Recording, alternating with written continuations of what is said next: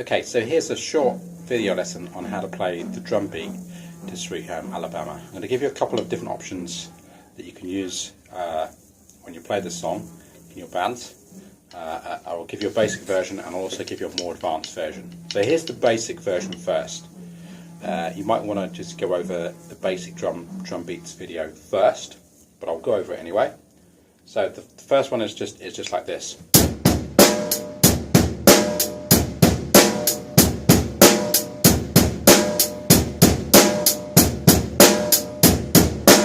Okay, let me break that down. So on the hi-hat I'm going to play eighth notes or quavers.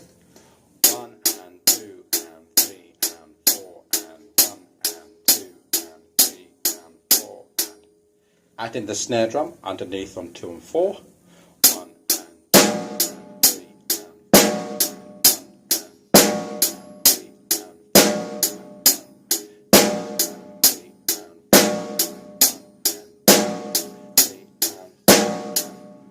Then I'm going to add in the bass drum on 1 and also 3 and.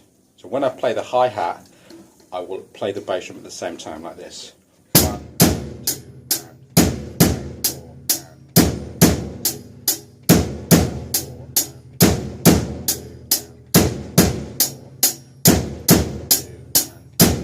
and put it all together.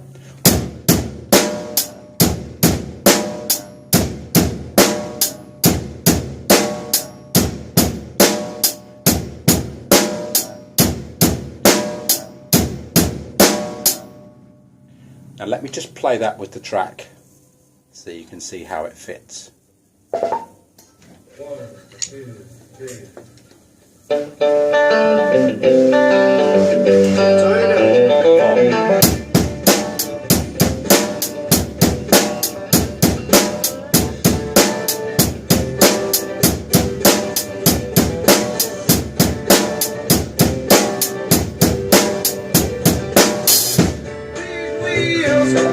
Okay, there's a couple of things that happen in this song. In the verses, the drummer plays what's called cross stick or stick across. And this simply means you get your stick and you place it across the drum so that it's on the rim. A lot of drummers will turn their stick around so they get a slightly bigger, fatter sound. Okay. So in the verses, we still play the snare drum on 2 and 4, but we use cross stick.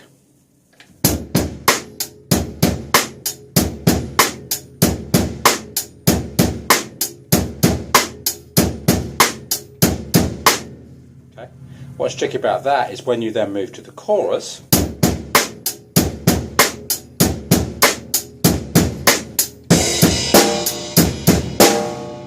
you have to quickly move from there to there. Okay, some drummers will just leave their stick this way around, or if you fancy, you can do a little stick twist there if you like. Now, so that's the choruses, okay, verses. Now, for those of you that are a little bit more advanced, we can add a little bit of a variation onto the bass drum. Now, it's only one extra note, but it can cause quite a few problems. So I'll play the bass drum pattern on its own so you can hear what it sounds like.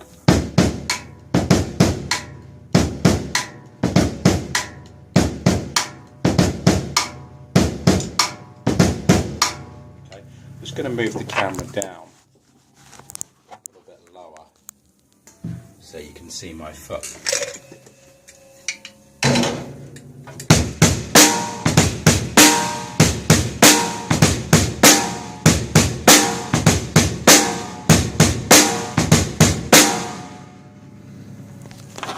Okay, so that note that we're playing there is on the last 16th or semiquaver of beat 2.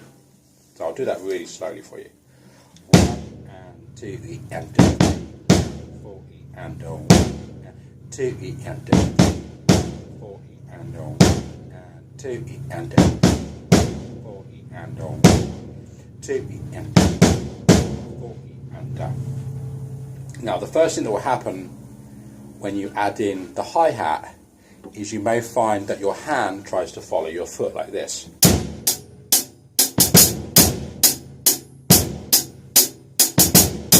Okay, we've got to make sure that that extra little note on the last 16th of beat 2 doesn't push the hand around.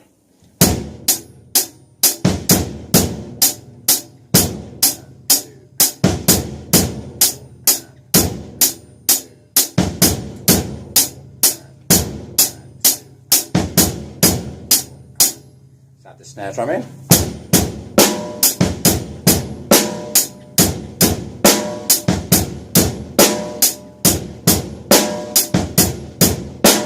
Okay.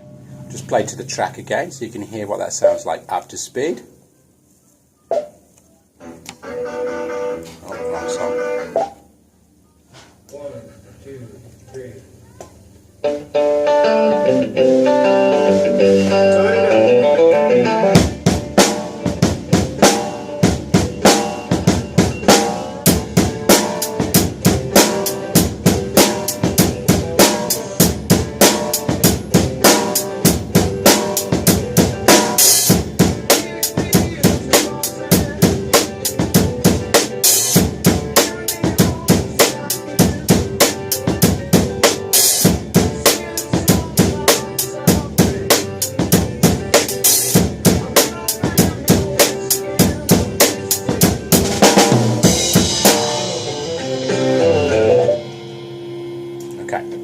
So you may have noticed that I added a few little extra things in there. Let me just go through that.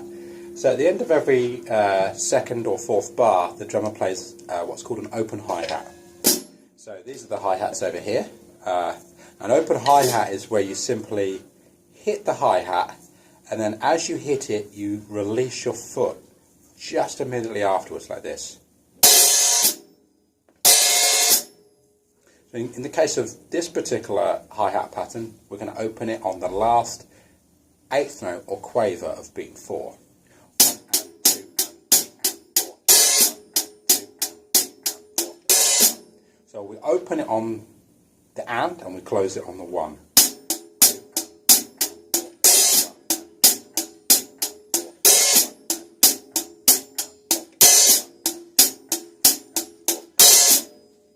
What's interesting about that is when you close it on beat 1, you will also be playing the bass drum at the same time.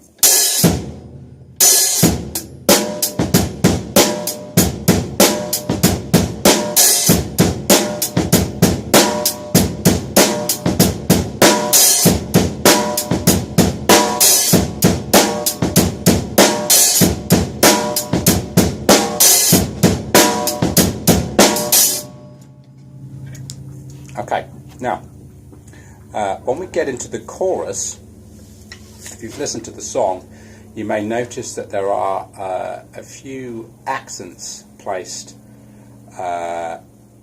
in the 2nd and 6th bar. Okay, and I'm just going to play those for you, and then I'll break them down. So the chorus goes like this.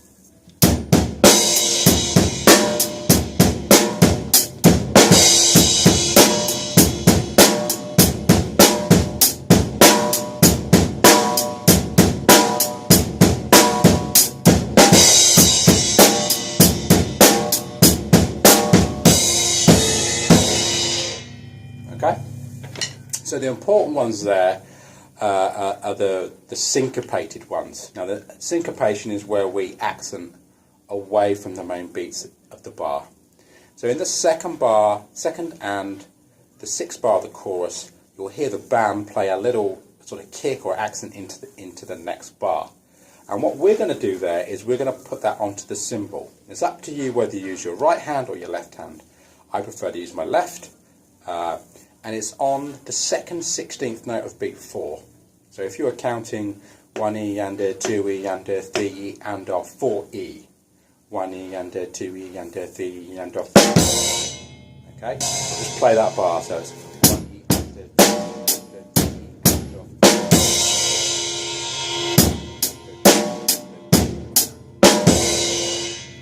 4. Okay, I'll play the two bars together now.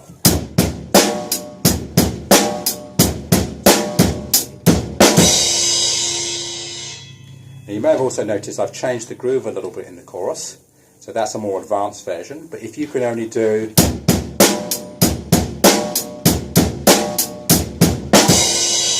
then that'll work fine as well.